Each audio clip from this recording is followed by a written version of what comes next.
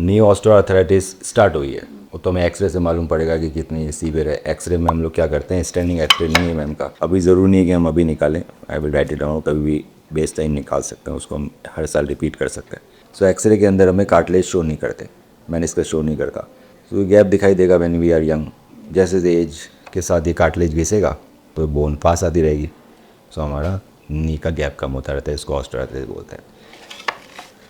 अभी जो main problem जो एग्जामिनेशन में आ रही है वो आ रही है कॉन्ड्रोमलेशिया पटेली, कि कार्टिलेज पीछे से घिस रहा है पटेला के पीछे का। इसका मतलब है कि उठ के नहीं चल रहा, ये चिपक के चल रहा है, चिपक के चल रहा है तो ये घिस रहा है। इसीलिए जब हमने हाथ रखा और पैर मोड़ा तो ग्राइंडिंग साउंड आ रही गारे। ये आपको है ना सीढ़ी चढ़ने उतरने में सब में तकलीफ देगी। आइडियली पटेला चलना चाहिए उठ के। सो इसको अगर यही चीज़ चलती रही तो नी रिप्लेसमेंट तो आना ही है, आज नहीं तो कल। इसको रोकने के लिए there are two things which we need to consider. First that we can regenerate this whole नी।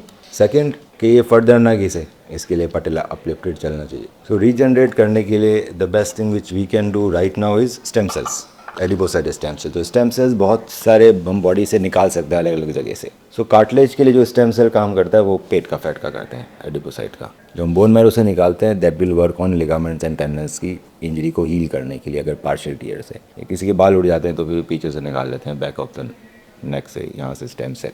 सो अगर हमें सिंगल स्टेज बिल्कुल पेन खत्म कर रहे हैं, so this is a video NYU university का। तो इसमें भी सेम पेशेंट है, इनका ज़्यादा घिसा हुआ है, एक नहीं, इनका एंकल भी घिसा हुआ है। So plastic surgeon will come, she will take out, he will take out the fat. अब इस प्रोसीजर में इट इज पेनफुल नहीं,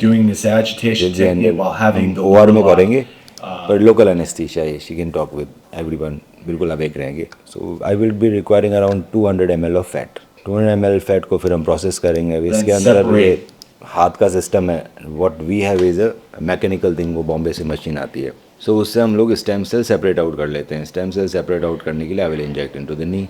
इसके बाद एक्सरसाइजेस चालू करेंगे, आपको will call you every week phone पे, और फ़ोन पे एक्सरसाइज सिखाते रहेंगे। बिना एक्सरसाइज से कोई रिजल्ट नहीं आएगा। जैसे जैसे हमें कम से कम 2 से 3 महीने मिनिमम लगेंगे कुछ स्ट्रेंथ गेन करने के अंदर। And exercises will be guided by sports physiotherapist. Normal लोग जैसे मिनिमम भी रोज आके एक्सरसाइज करती है। So is the key is exercises. अगर एक्सरसाइजेज नहीं की तो कुछ काम नहीं करेंगे। देन वी होप कि आपके कम से कम 6-7 साल तक पेन रिडक्शन रहेगा। After 6 years we can repeat it.